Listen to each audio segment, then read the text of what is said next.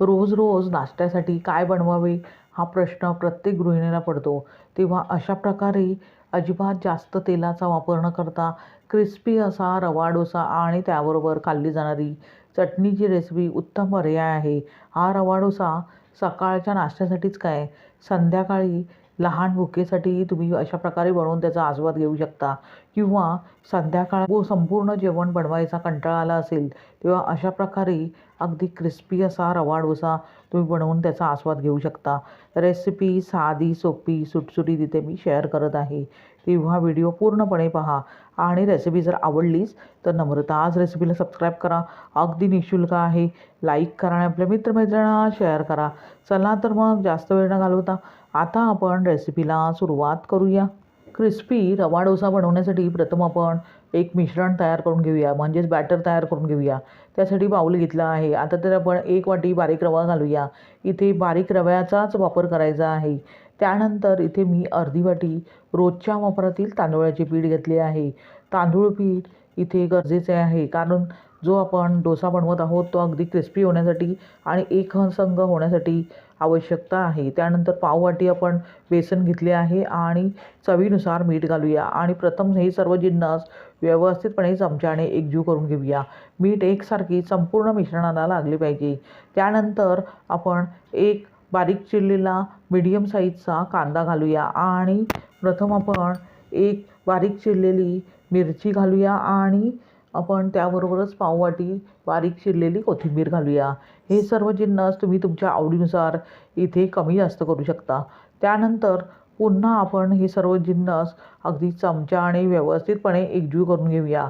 त्यानंतर आवश्यकतेनुसार पाणी घालून जसे ताक असते त्याप्रमाणे आपण हे बॅटर तयार करून घेणार आहोत. रवा फुलायला जास्त वेळ लागत नाही, म्हणून मी इथे फक्त 10 मिनटे हे जे आपण बॅटर तयार करून घेतले आहे ते रेस्ट करून घेणार आहे.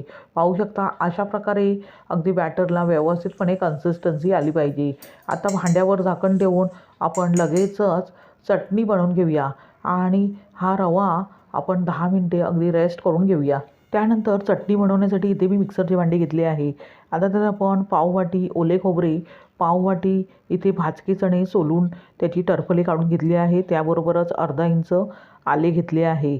आता त्यात आपण चवीनुसार मीठ घालूया आणि लगेचच आपण 1 चमचाभर लाल तिखट घालूया. याऐवजी तुम्ही हिरवी जी मिरची असते तीही इथे वापरू शकता. आता प्रथम आपण मिक्सरच्या भांड्याचे झाकण लावून अगदी जाडसर अशी भरड प्रथम तयार करून घेऊया. त्यानंतर आवश्यकतेनुसार पाणी घालून अगदी बारीकसर अशी पेस्ट तयार करून घेणार आहोत. आता अशा प्रकारे भरड तयार करून घेतल्यावर पाववाटी कोथिंबीर घालूया आणि आवश्यकतेनुसार त्यामध्ये पाणी घालून तुम्हाला पातळसर किंवा घट्टसर हवी आहे त्याप्रमाणे पाण्याचा वापर करून मिक्सरच्या भांड्याचे झाकण लावून बारीकसर अशी पेस्ट तयार करून घेऊया. पाहू शकता अशा प्रकारे ही बारीकसर अशी चटणी मी वाटून घेतली आहे. लगेचच ती आपण एका बाउलमध्ये काढून घेऊया. अशा प्रकारे अगदी चटपटीत अशी चटणी तयार करून घेतल्यावर लगेचच आपण हिंग, मोहरी आणि जिरे त्याबरोबरच कढीपत्त्याची अशा प्रकारे चुरचुरीत फोडणी चटणीवर घालून घेऊया. त्यानंतर चमच्याने फोडणी व्यवस्थितपणे चटणीमध्ये एकजीव करून घेऊया. अशा प्रकारे तयार झाली डोसा, इडली किंवा उत्तप्पा याबरोबर खाल्ली जाणारी चविष्ट अशी चटणी.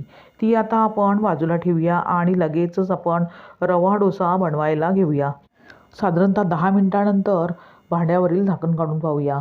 पाहू शकता रवा अगदी व्यवस्थित फुलला आहे आणि बॅटर थोडेसे घट्टसर झाले आहे. आता ताकाची कन्सिस्टन्सी या बॅटरला यावी यासाठी इथे मी अर्धा ग्लास पाणी घालत आहे. पाणी तुम्ही तुमच्या आवडीनुसार किंवा रव्याच्या क्वालिटीनुसार इथे वापरायचे आहे.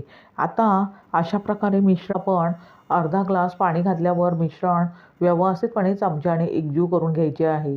पाहू शकता अगदी परफेक्ट ताकाची जी कन्सिस्टन्सी असते त्याप्रमाणे मी बॅटर तयार करून घेतले आहे. आता लगेचच आपण रवा डोसा बनवायला घेऊया. त्यासाठी आधीच मी गॅसवर एक तवा गरम करत ठेवला आहे. इथे नॉनस्टिक तवा मी घेतला आहे. तुम्ही जो कास्ट आयर्न असतो तवा तोही इथे वापरू शकता. आता हा तवा गरम करून घेतल्यावर लगेचच आपण थेंबभर अशा प्रकारे तेल ब्रशने लावून घेऊया. म्हणजे एकसारखे अशा प्रकारे ब्रशने तेलाने ग्रीस करून घेतल्यावर रवा जो डोसा आपण बनवणार आहोत तो अगदी पटकन निघण्यास मदत होते. आता तेल अशा प्रकारे लावून घेतल्यावर प्रथम कपड्याने व्यवस्थितपणे थोडेसे पुसून घ्यायचे आहे. त्यानंतर जे बॅटर तयार करून घेतले आहे ते व्यवस्थित ढवळून घेतल्यावर कडेने प्रथम सोडून घ्यायचे आहे. नंतर मधोमध बॅटर व्यवस्थितपणे अशा प्रकारे घालून घ्यायचे आहे. कडेने अशा प्रकारे बॅटर व्यवस्थितपणे घालून घेतल्यावर आता गॅसची फ्लेम मीडियम ठेवून आपण डोसा व्यवस्थितपणे त्याच्या कडा मोकळ्या होईस्तोवर आणि क्रिस्पी होईस्तोवर भाजून घेऊया. आणि वरून थेंब थेंबभर प्रथम आपण अशा प्रकारे तेल घालून घेऊया. इथे तेलाचा जास्त वापर अजिबात करायचा नाही आहे. साधारणतः 2 मिनिटानंतर पाहू शकता डोशाच्या कडा अगदी व्यवस्थित मोकळ्या झाल्या आहेत आणि डोसा अगदी क्रिस्पी असा तयार झाला आहे. लगेचच तो आपण एका जाळीवर काढून घेऊया. अशाच प्रकारे अगदी क्रिस्पी डोसा आपण दुसऱ्या वेळेस करून घेऊया.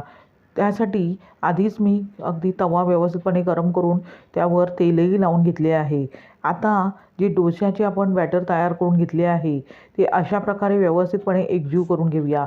त्यानंतर आपण लगेचच कढईने जे बॅटर आपण तयार करून घेतले आहे ते अशा प्रकारे सोडूया. त्यानंतर मधोमध बॅटर सोडून घेतल्यावर लगेचच आपण गॅस मीडियम करून घेऊया आणि आपण डोसा क्रिस्पी होईस्तोवर व्यवस्थितपणे भाजून घेऊया. साधारणतः 4 मिनिटानंतर डोसा थोडासा क्रिस्पी झाल्यावर वरून थोडेसे थेंब थेंबभर तेल घालूया आणि त्यानंतर 2 मिनिटानंतर पाहू शकता डोसा अगदी क्रिस्पी असा तयार झाला आहे. लगेचच कडा मोकळ्या करून घेतल्यावर अशा प्रकारे फोल्ड करून घ्यायचे आहे आणि रवा डोसा गरमागरम लगेचच आपण प्लेटमध्ये काढून घेऊया. अशा प्रकारे तयार झाला कुरकुरीत असा रवा डोसा आणि त्याबरोबर खाल्ली जाणारी लाल चटणी. हा क्रिस्पी रवा डोसा तुम्ही सकाळच्या नाश्त्यासाठी किंवा संध्याकाळी लहान मुलीसाठी बनवू शकता. फारच अप्रतिम असा लागतो. तुम्हाला ही रेसिपी कशी वाटली ते कमेंट करून सांगा आणि रेसिपी जर आवडलीच तर नम्रताज रेसिपीला सबस्क्राईब करा. अगदी निःशुल्क आहे. लाईक करा आणि आपल्या मित्रमैत्रिणींना शेअर करा. पुन्हा भेटूया अशाच साध्या सोप्या सुटसुटीत आणि तितक्याच चविष्ट अशा रेसिपीसह. धन्यवाद. श्री स्वामी समर्थ.